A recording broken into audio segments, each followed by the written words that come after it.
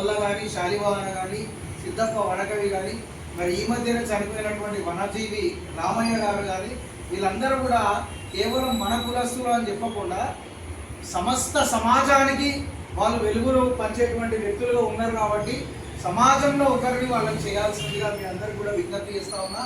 మన సంఘంలో ఇంకో గొప్పతనం ఏంటంటే అఖిల భారత స్థాయిలో కానీ, రాష్ట్ర స్థాయిలో కానీ, జిల్లా స్థాయిలో కానీ, మండల స్థాయిలో కానీ, ఏ స్థాయిలో కానీ ఎక్కడ కానీ కార్యక్రమాలు జరిగినా కూడా ఈ సంఘమా ఆ సంఘమా ఈ కుమ్మర్ల సమావేశం జరుగుతుంది అంటే ఖచ్చితంగా చిట్ట చివరిగా ఒక్క మనిషిగా రామతపూర్ కుమార్ సంఘం నుంచి అక్కడ ఉంటుంది.